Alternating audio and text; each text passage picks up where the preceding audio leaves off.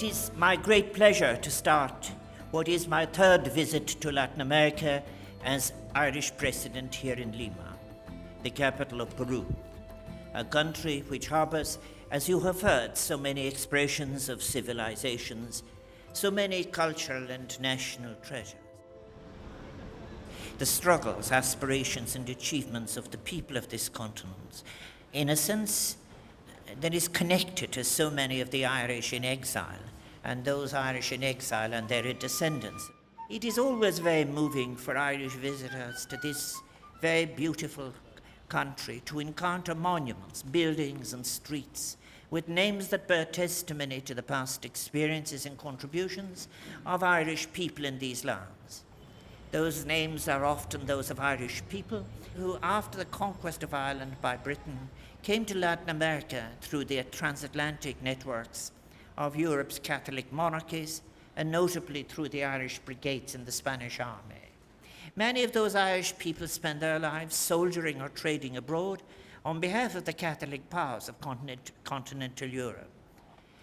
Some perhaps harboring the hope that those powers would one day intervene to free their homeland from British rule, or for some, perhaps more, that the military experience they had gained would prove useful in undoing colonizing dispossession and achieving independence. For most, it was to an exercise in achieving self-worth and recognition in an atmosphere where they were not perceived as lesser.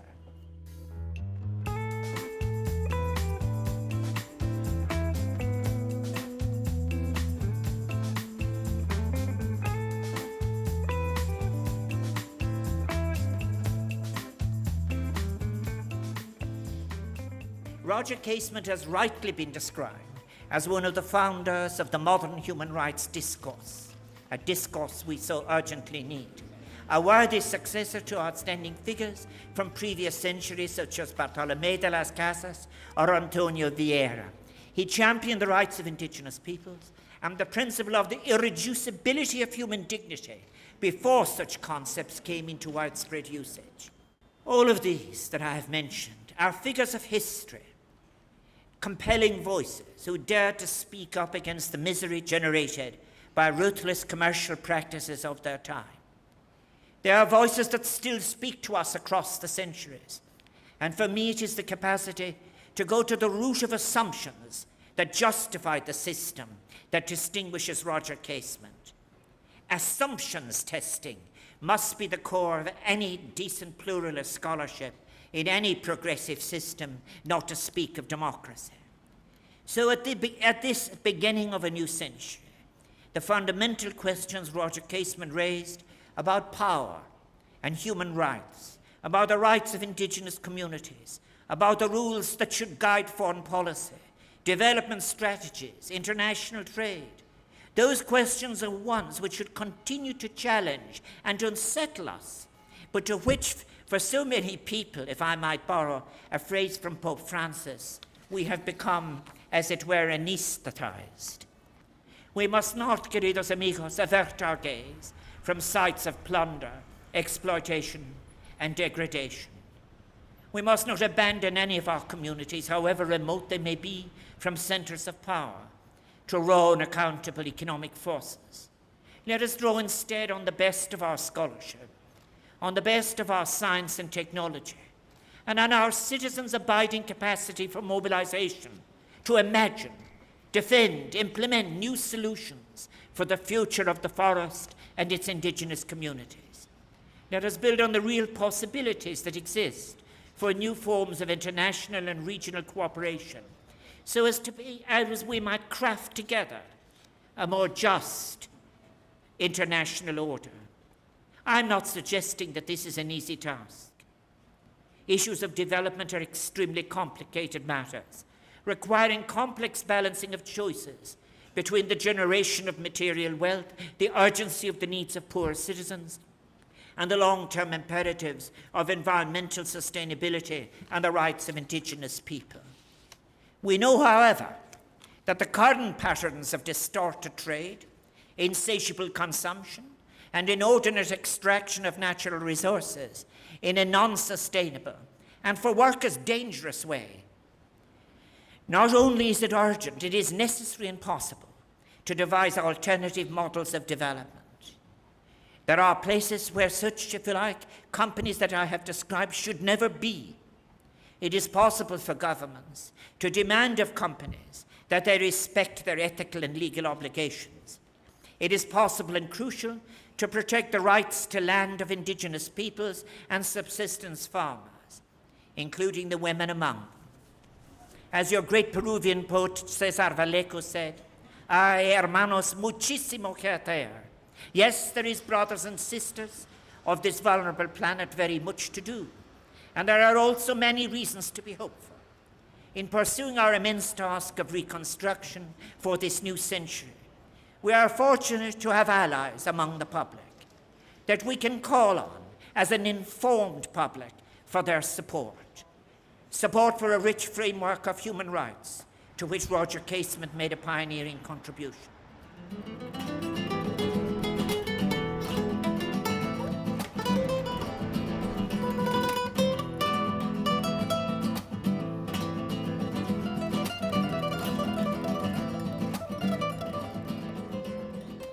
Queridos amigos, may we, like the Muinane, discard for all time the basket of darkness encountered by Roger Casement in Putumayo, and like the Muinane, take from the basket of life and sow together the seeds of a new ethics for our times, to be achieved locally, regionally, nationally, internationally.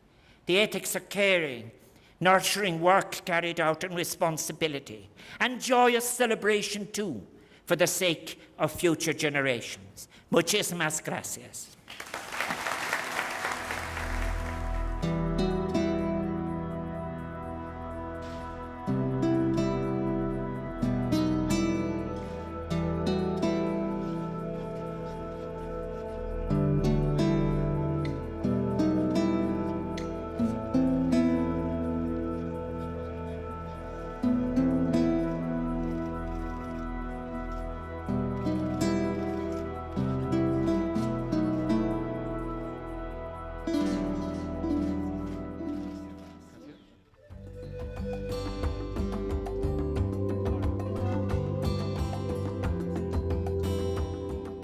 President of Ireland, it makes my heart lift to know that there are people who are working, if you like, to create hope where it doesn't exist, and where hope does, that spark is there to make sure that it's a bright flame that keeps people going. And people in all their different ways, and whether they're working con la mano, con intellectuality, with their intellect or with their hand, are working for that better world, and you're part. But what's great in the middle of it all is that it isn't just a matter of being serious, it's a matter of sharing the joy of our common vulnerability on a very fragile planet.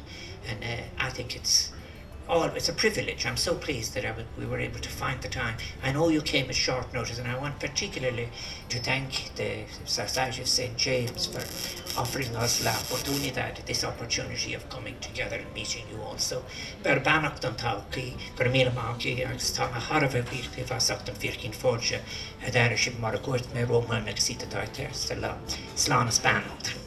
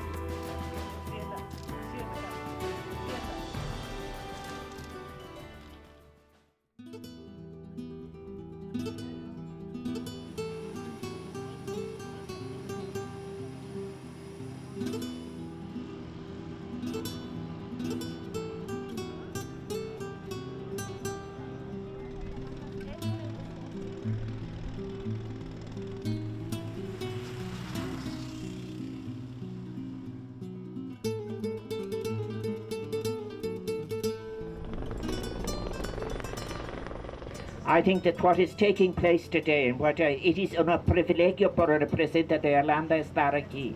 Why I said it is a privilege to be here is to be witnessing these very necessary steps on a journey towards not just peace, but all of the benefits that lie beyond peace. A beautiful country full of riches to be shared with all of the people of Colombia in the future in conditions of peace. I do want to say that as the Minister for Social Protection, Leo Varadkar, who accompanies me on this trip, has said, Ireland is proud to have played its own small part in relation to the peace process, but it is a participation that we intend to continue. We will continue bilaterally and we will continue through the European Union. I do think this is something that is just so important that when you come out of a long conflict like this, as we would know in Northern Ireland, may I just say this? When the documents have been signed between the people who are at the tops of organisations, it is always a very proud ceremonial moment. But it is really only the beginning. And it is when people take the significance of what has happened into themselves, and they begin to look at their neighbours and their places and their communities and say, how much we can do together. That's how the process of peace is secured. May I tell you that I don't say this with any arrogance, because it is 20 years ago we established the Good Friday Agreement to establish peace in Northern Ireland. We have to regard that peace process always with attention. It is always fragile. Every now and again people will resile to old memories of difference rather than seeing the opportunities of the present or the possibilities of the future. That is why really Ireland and Irish people who have been around the world, we don't speak about conflict in the abstract. We have a history in which it is central. But one thing I'm certain, I have to say this at a personal level. My heart fills with joy to see Colombian people coming together from different perspectives, engaging with the future, being willing to say to each other, we salute you in brotherly friendship and in cooperation for the future. I so want to wish you well with it all. I want to just say to you that you will always have the support of the people of Ireland. I speak on behalf of all of them. And something that is so important. It isn't only in this part of Colombia or in Latin America. The world that is opening up for the future generation is a world that requires a new form of literacy. It is important not just simply to be able to read the laws that affect you. It is important to understand the economics that will in fact govern your lives. It is important to be able to understand the reforms that will give you security, that will create hope, that will enable you to participate in education and build a Colombia that you have all deserved.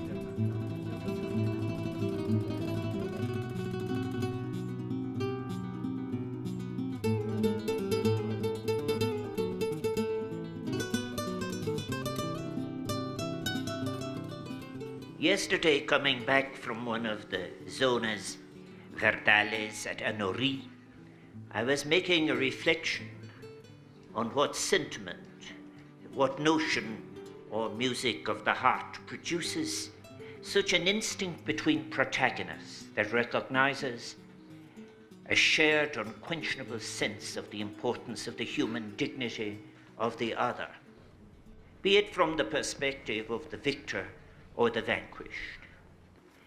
And I do remain convinced that poets have an advantage in attempting such a task. And one of our greatest poets from Northern Ireland, Michael Longley, has given us a poem to record his feelings on the occasion of a ceasefire having been declared in the conflict that surrounded him in Northern Ireland. His background was one that embraced the history and tradition of our neighbour, and indeed ourselves on the island of Ireland. And thus he was very conscious of murders and woundings that had taken place very close to him and in his community. The words in Michael Longley's poem, Ceasefire, written in 1994 and published in 1998, occurred to me very often when in some speech given in proximity to the events of conflict, reference has been made, as we have heard this morning, to the immensity of the sacrifice that is required in the call to remember, the inevitable pain which is recalled, and yet the profound humanity that is revealed by the gestures of respect, and in time, a respect that may allow for forgiveness too.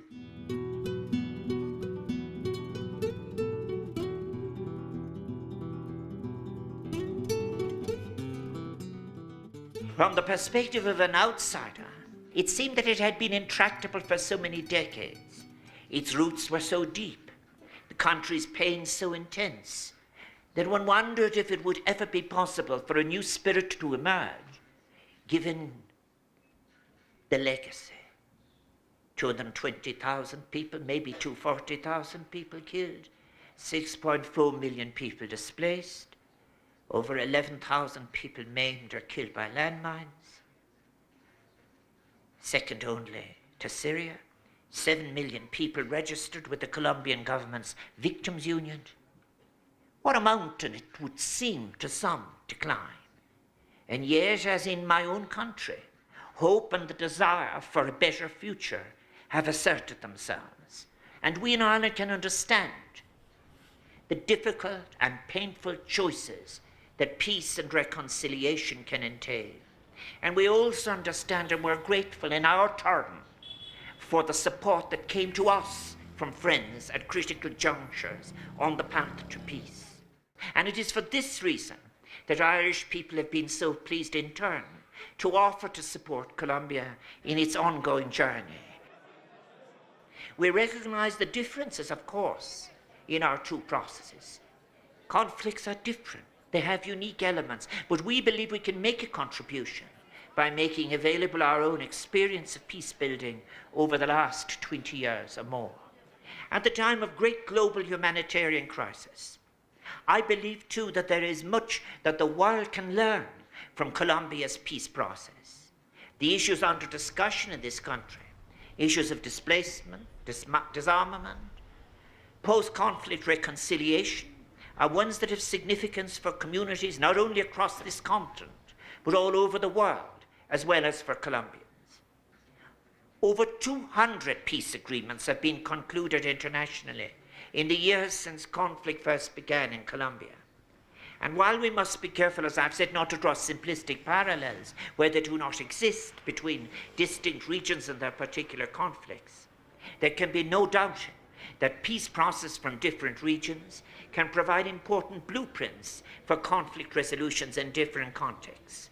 We were moved in Ireland to hear President Santos speak on the eve of signing the historic peace agreement to make reference to our own long struggle for peace and reconciliation in Ireland and how it had been found useful and inspired.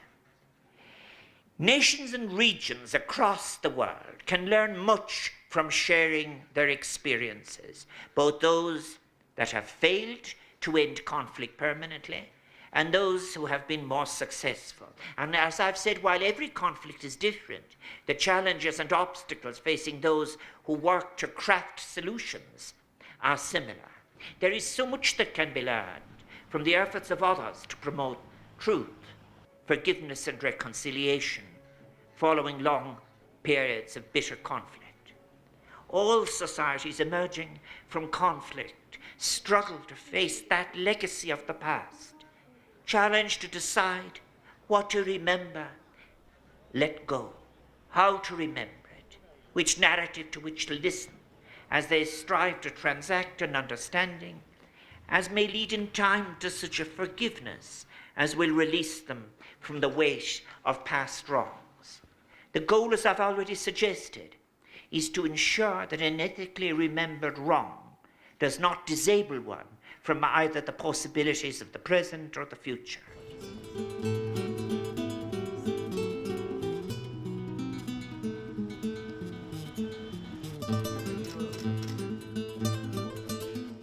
All of us Irish would like to see Ireland act as a bridge for Colombia to the European Union, a bridge that would contribute to advancing the development of your connections to the European region.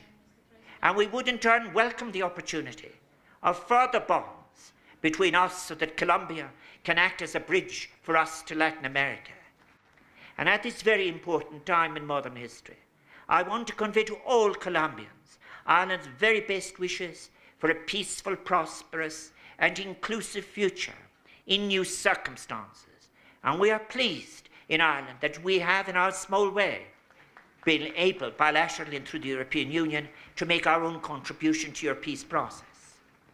I say to global leaders and peoples across the world that you have much to learn from Colombia's journey towards peace and reconciliation. And as you begin a new phase of that journey, I am confident that you will continue to inspire, to innovate, and show the world all that can be achieved when generosity, changes of mind, courage, and a real will to craft a lasting and sustainable peace prevails.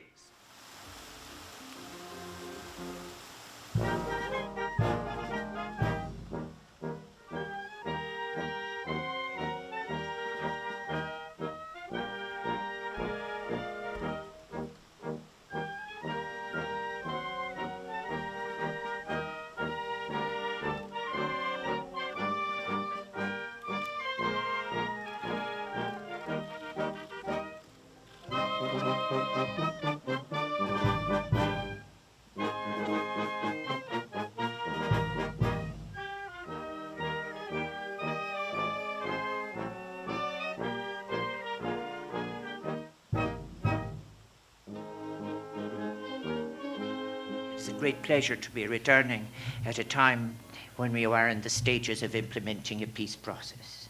A peace process which reflects great credit on yourself, which has been recognized internationally already, and rightly so, but also it is an achievement in which all Colombians can share.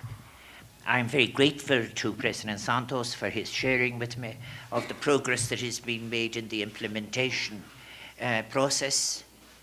An implementation process that has very clear phases of what was to be achieved in the first 100 days, then in the next 6 months, then in over the 15-year period. I commended him, as I did yesterday when I was speaking at the university, on the new things that we have learned in terms of peace processes all over the world, from the innovations that were made in the peace process at the meetings in Havana. Now, of course, there was, for example, the inclusion of the voice of victims. There was also, in addition to that, the management of breaks that would enable people where difficulties had emerged to be resolved. And also the choice of spaces where people would be able to let go of previous positions and encourage and develop new ones. I wanted to say as well that we were honoured in Ireland, I think, and appreciated President Santos when you make reference to, as you have again this afternoon, to what you have drawn on in the Irish case. It was a great privilege for Ireland to be in any way helpful in assisting a journey that was an enormous one.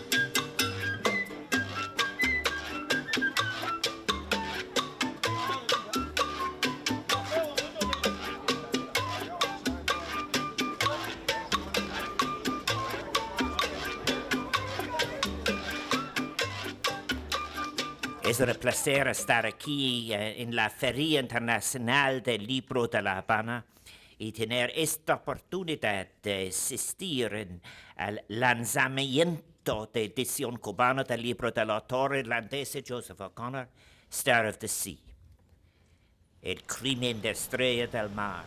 I'm absolutely delighted to have been asked here today to have an opportunity, distinguished guests, all of you, to launch here at the Havana International Book Fair the Cuban edition of Star of the Sea by Irish author and indeed a great friend, Joseph O'Connor.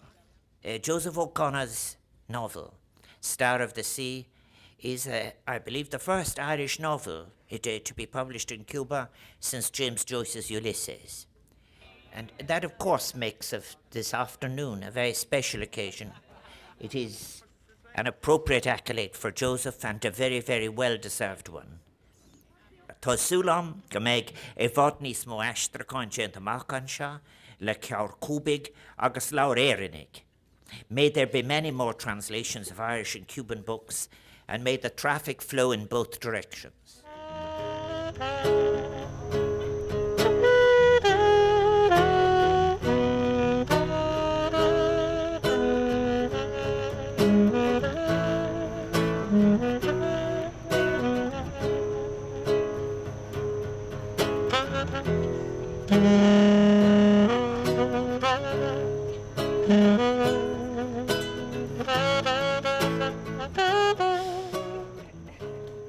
Surrounding us here in Cuba are indelible reminders of the deep and durable historical links which unite two islands, physically separated by some 7,000 kilometers, but then immortalized in many of this nation's streets and buildings are names which recall the many Irish who across the centuries have made their homes in Latin America.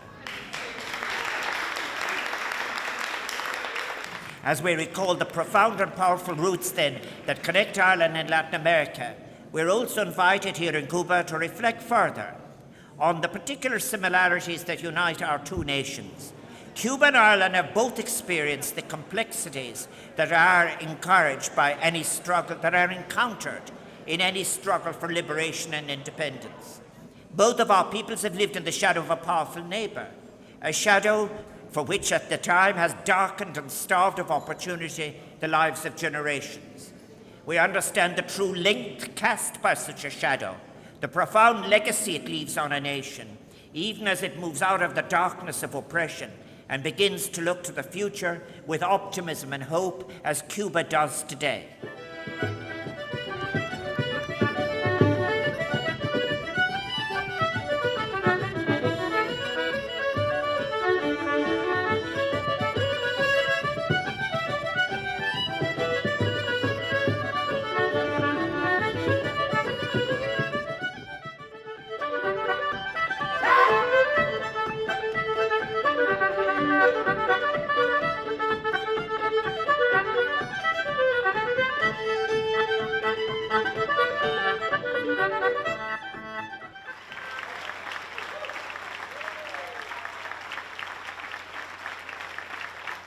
Indeed, it is so important that we recall and celebrate the manifold historical links that bind our nations together across the Atlantic Ocean.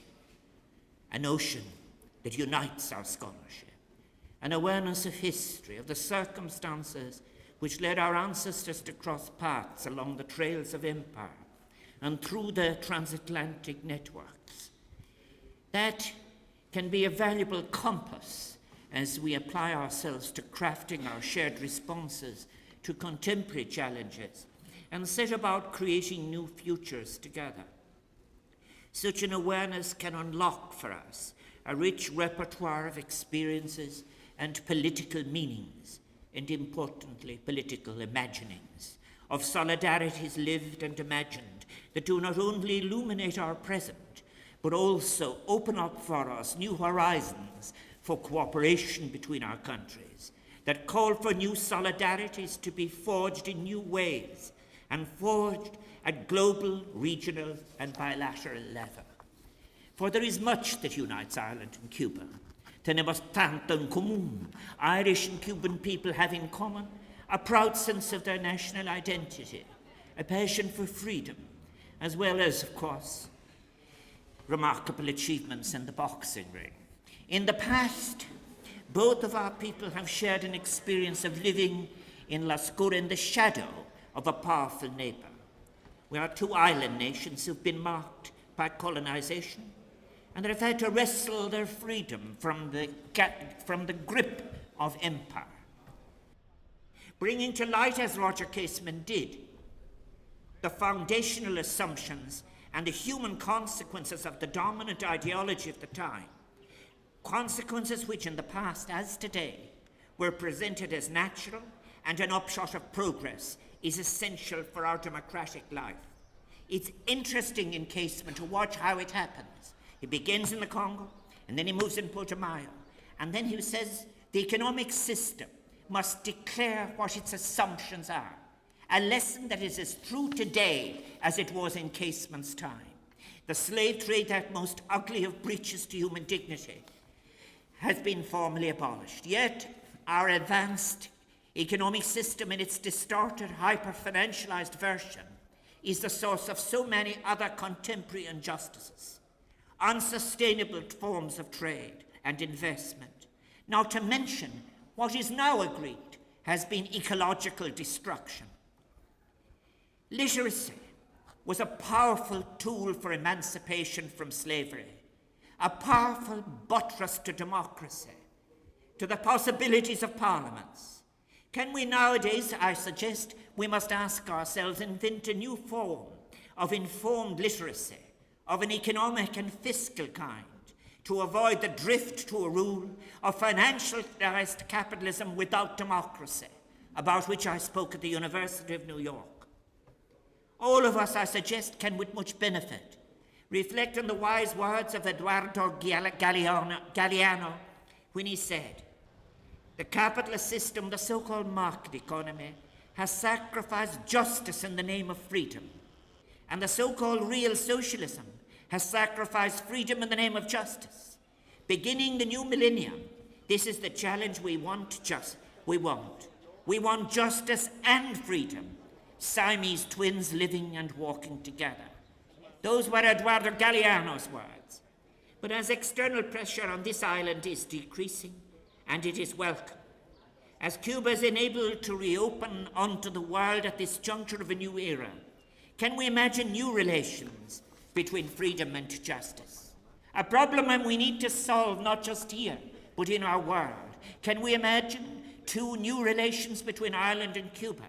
Relations that would not this time be mediated through any prism of empire, but that would enable the sharing of opportunities and the enhancement of mobility of skills. Can we conceive of an alternative future for cooperation in food, science, nutrition, biotechnology, between our universities, our cities and our ports, our cultural communities? Can the new port of Marianne, whose draft were made deep enough to accommodate the giant post-Panamax container ships, not become a hub of equitable trade, along with across whose networks will travel not men in arms or predatory dealers, but merchants and investors, as well as doctors and academics and scientists committed to work for our common human welfare in a sustainable international economy that seeks to secure our planet from destructive climate change.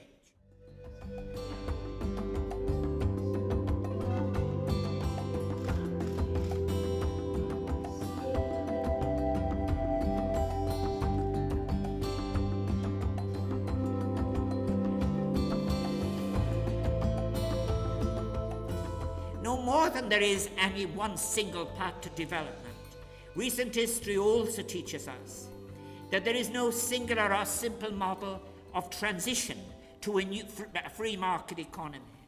Indeed, to posit the free market in a special form or a narrow form as the inexorable endpoint for both individual and social happiness. It is to this the planet was supposed to come into existence and its human population move inexorably. Such a notion is to fall into a kind of interpretive linearity that is reminiscent of the worst days of modernization theory.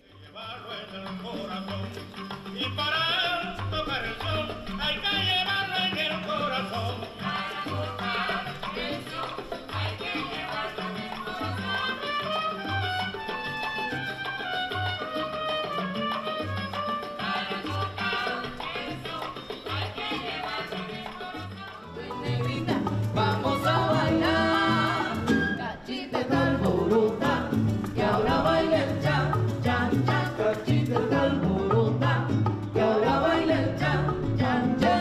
Esa muchacha está alborota, y ahora baila el cachita está alborota, y ahora baila el chan, chan, chan. Cachita lo mismo baila, mambo, guau, con la rumba.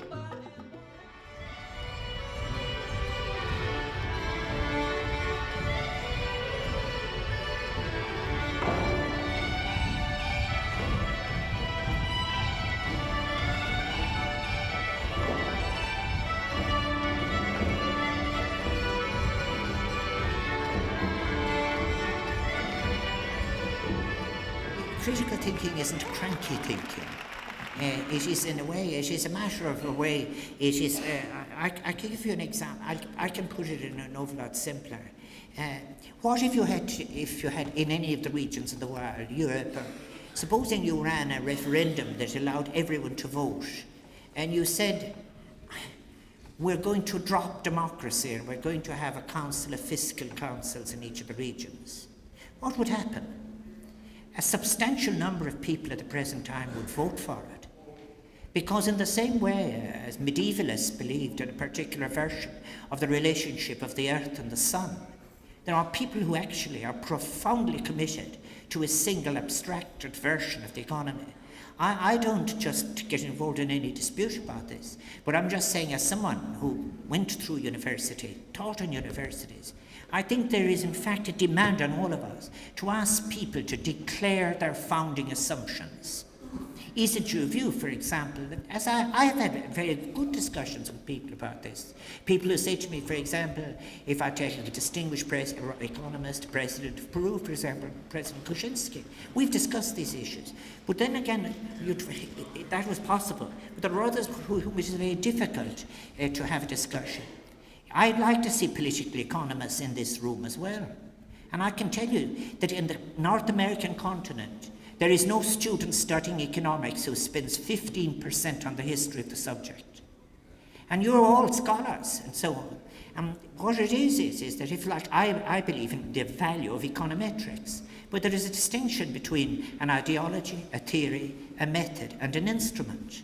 Yet, in fact, actually 85% of the time, young people are being introduced to economics and asked to concentrate on the single instrument because the abstraction cannot be tested.